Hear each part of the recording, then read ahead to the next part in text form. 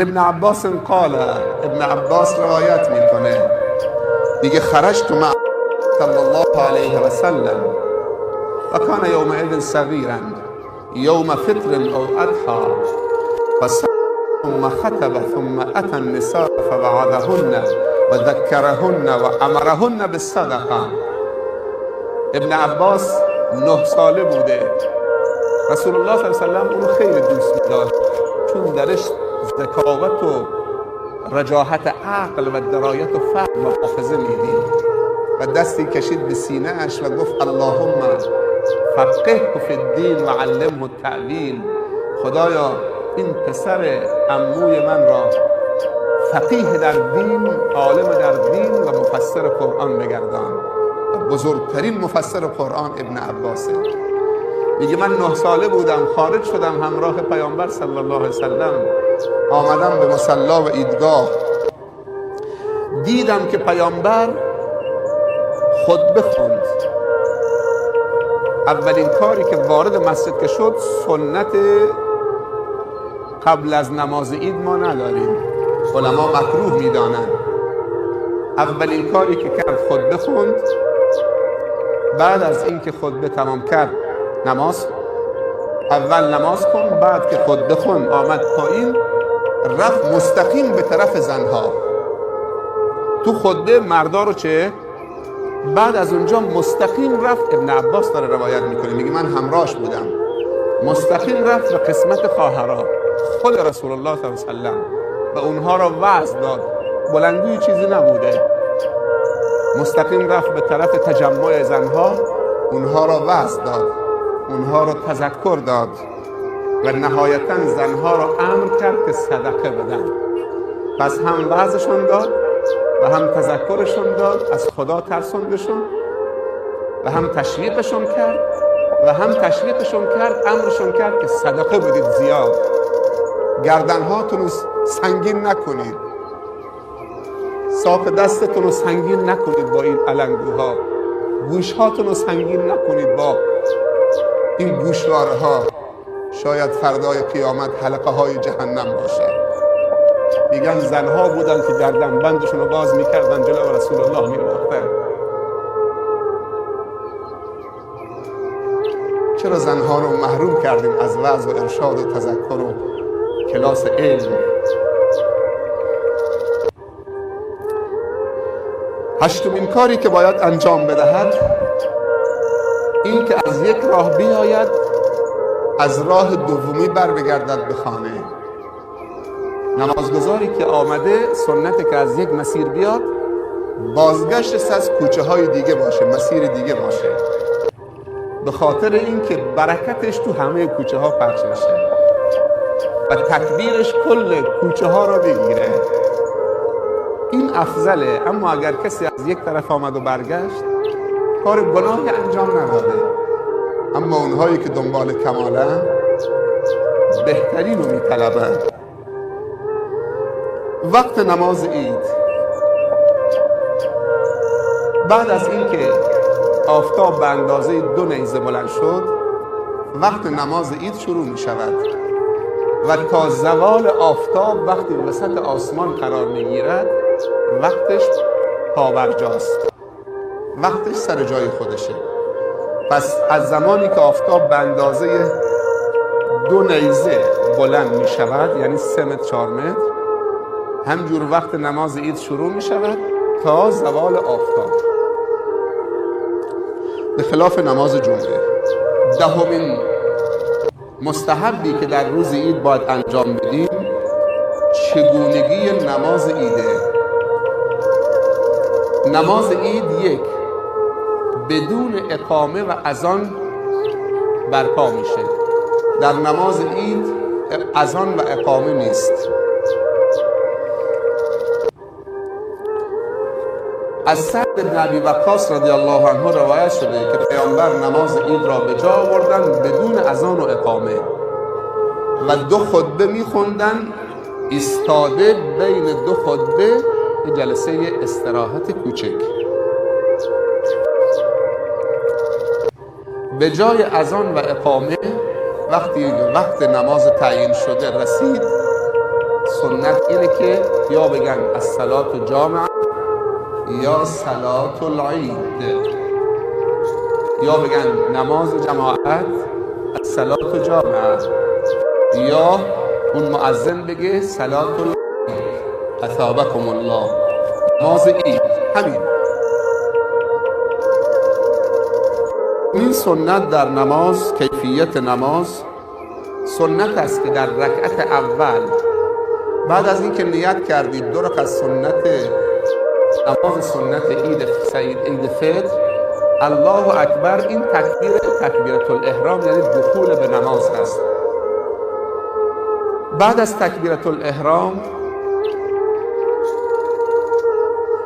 وجهت میخونید یا دعای استفتاح سبحانك اللهم و بحمدک تبارک اسمک. بعد از اون قبل از این که قرائت هم شروع بشه در رکعت اول 7 تکبیر امام میگوید، بین هر تکبیر مکث میکنه، شما میگی سبحان الله و الحمد لله و لا اله الا الله و الله اکبر. در رکعت دوم 5 تکبیر غیر از تکبیر بلند شدن از سجده، تکبیر قیام، فاصله بین تکبیرات دوباره سبحان الله و الحمد لله و لا اله الا الله و الله اکبر.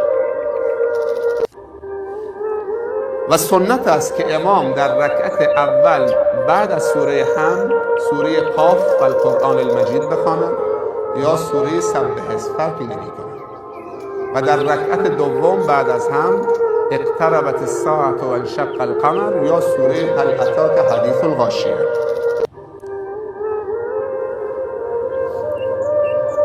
و خطیب در خطبه اول خطبه رو با 9 تکبیر شروع می کند پشت سر هم، و در خطبه دوم 7 تکبیر. اما بدانید که اگر پیش نماز و امام اون 7 تکبیر یا 5 تکبیر در رکعت اول دوم نماز سهوا یا عمدن هم کنار گذاشت، چون سنت نماز باطل نیست. یه وقتی کسی نگه امام نگفت، پیش میاد امام فراموش میکنه. این که خطیب در خطبه عید فطر درباره زکات فطر صحبت بکنه و در عید قربان درباره اوصاف قربانی و نحوه قربانی کردن و فضیلت قربانی. زکات فطر بر همه مسلمانان، زن، مرد، کوچک، بزرگ، برده، آزاد، هر کسی که تحت نفقه توست و خرجی اون بر توست، پدر، مادر، همسر، اولاد، برده، تو باید زکات فطرشو پرداخت بکنی. هر کسی تا شب عید زنده بود برگردنش هست و هر کسی شب عید به دنیا آمد، بچه کوچکم به دنیا آمد، اونم فطریه داره، باید ازش خارج کرد. مقدار این فطریه 1 صاع است، 2 کیلو و 480 گرم از قوتی که میخورید. انواع قوتی که در زمان پیامبر بوده: کشک، خرما، کشمش و از این قبیل، جو. امام نووی میگوید اکثر فقها بر اینن که قوت داده بشود، اما احناف میگویند پول هم جایز است. بهترین قوتی که امروز ما میخوریم برنج است یا معادلش قیمت، و مرغوب ترین برنجی که خودت میخورید. 11مین کاری که باید انجام داد این که تکبیر گفته شود در شب عید تا موقع نماز بستن. خداوند در قرآن آیه 158 سوره بقره میفرمایند: ولتو اعوذ بالله من الشیطان الرجیم ولتکملوا العدة ولتکبروا الله علی ما هداکم، تا این که شما شمار روزه هاتون رو تکمیل کنید، پس الله تعظیم بکنید و تکبیر بگید به خاطر این نعمتی که خدا شما به اون نعمت هدایت کرده و ارشاد کرده. 12مین کاری که باید انجام بدیم اللعب و اللهو المباح و الاکل فی الاعیاد. پیامبر صلی الله علیه و سلم وقتی که هجرت کرد به مدینه دید که اهل مدینه 2 روز دارن در اون 2 روز بازی میکنن، به عیش و نوش و بازی و سرگرمی و تفریح میپردازن. پیامبر به اونها گفت خداوند به جای اون 2 روز 2 روزی بهتر به شما داده، 2 عید بزرگ به شما داده. پیامبر اجازه دادن که حبشی ها بازی کنن، سرگرمی، بازی مباح، تفریح مباح، یا کسانی که اهل شعرن، شعر ناب و خالص و پاک دارن، صدای خوب دارن، شعر بخونن، شعری که مملو از معنویاته. و به اونها فهمان و یهودی که در مدینه بودن که اسلام دین سمحه، دینی است که سعت و وسعت درش است و شمولیت درش است، دین خشک و بیروح نیست که متاسفانه امروز در روز عید این کارها انجام نمیگیرد. چه اشکال دارد جوانایی که هنرمندن بیان هنرنمایی بکنن؟ حبشی ها در حضور رسول الله بازی میکردن. ام المؤمنین عایشه میگوید از بالای کتف رسول الله نگاه میکردم، به من اجازه داد و کتفش آورد پایین و من نگاه کردم تا اینکه خودم خسته شدم رفتم کنار. در حضور پیامبر صلی الله علیه و سلم. عید ما فقط در نماز خلاصه میشه میرویم. این روز خوشحالی است، روز تفریح سالمه، روز بازی و سرگرمی های خوب است. باشگاه ها اگر فعال بشوند، علما و بزرگان ریش سفیدا بروند، در جمع عموم مردم شرکت بکنند، مردم خوشحال باشند، شاد باشند. و بعد روز اکل و شربه. چرا در این روزها گفتن که روزه حرام است؟ در ایام تشریق 2 تا عید، به خاطر که روز اکل و شربه. پیامبر گفته صلی الله علیه و سلم ایام تشریق ایام اکل و شرب.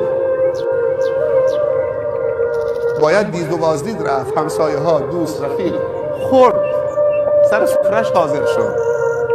اینا همش برکت و مجالست با صالحین و رفت آمد هست و محبت، صفا، صمیمیت، اتحاد می آورد. 13 مستحب است که مسلمانان بعد از نماز عید. 14 صدقه دادن و کمک کردن و ادخال سرور و خوشحالی به نفس مؤمن. روزی باشه که خوبی ها، اکرام ها، انفاق ها، کمک کردن، شاد کردن دیگران به نمایش بگذارید و این نمایش رو پایدار کنید. چه روز عظیمیه. صندوق‌های مسجدم فراموش نکنید. این جمعیت عظیم و خواهرها که گفتم که پیامبر تذکر بهشون داد صدقه بدید، صندوق برای خواهران بچرخونند. نفر 1000 تومان اگه بندازید تو صندوق، الان نزدیک 8-9 هزار نفر جمعیت اینجا. این مصلا تا جعفری حول حوش 5000 تا 6000 نمازگزار میگیره، چیزی حدود 7000 نفر. 1000 تومان اگه بندازی میشه 7 میلیون تومان. چه کمک بزرگیه. 1000 تومن تو 1000 تومنه، ولی 7000 نفر میشه 7 میلیون. تو هم تو اون 7 میلیون شریکی. وقتی خرج مسجد میشه از همون 7 میلیونه که 1000 تومن تو داخلشه، قاطی شده باش، پس تو ثواب 7 میلیون رو دارید. 5 همدردی با همه کسانی که به نحوی آسیب دیده یا مصیبت زده هستند. عراق جنگه، فلسطین جنگه، با این وجود نماز عید میخونن. افغانستان جنگه، هر لحظه احتمال داره خمپاره بیفته، ولی اینجا امنیت دارید. نکه اونا رو فراموش کنید. درست روز عید روز خوشحالیه، روز تفریح و سرور و شادیه، اما نه شادی که غفلت درش بیاید، نه شادی که معصیت خدا باشد و برادران مظلوم و ستم دیده در گوشه و کنار دنیا، زندانی ها، بیماران، سالمندان، معلولین، ایتام، مسافرینی که عید ندارن، سربازایی که معلوم نیست پستشون کجاست، نباید اونها رو فراموش کنید. دعا کردن برای همه و ابراز همدردی و 16مین چیزی که لازم است گذشت و عفو کردن و حلالی طلبیدن و حفظ اتحاد و انسجام و یکپارچگی. وقتی دست هم دیگر میفشاریم بعید نیست آدم خداوند عید، نماز جمعه، نماز یومیه 5 وقت برای این که همدیگر رو اجباراً ملاقات بکنیم. هیچ مسلمانی حق ندارد بیشتر از 3 روز به برادر مسلمانش خوش کند مگر به خاطر خدا. پس بهترین فرصت روز عیده. بعضی از ارحام با هم دیگه مشکل دارن. عزیزی میگفت من با برادرم، برادر تنیش 8 سال قهرم. روی چی؟ به خاطر چی؟ فرصتی است شیطان و غرورمون خرد بکنیم، حلالی به طلبیم. برای همه شما آرزوی موفقیت دارم. امیدوارم که همه روزهایتان عید باشد و همه شبهایتان قدر. هر شب شب قدر است اگر قدر بدانید. اگر قدرم ندانید شب قدرم شب زجر خواهد شد. از حوصله همه شما تشکر میکنم. جزاکم الله خیر.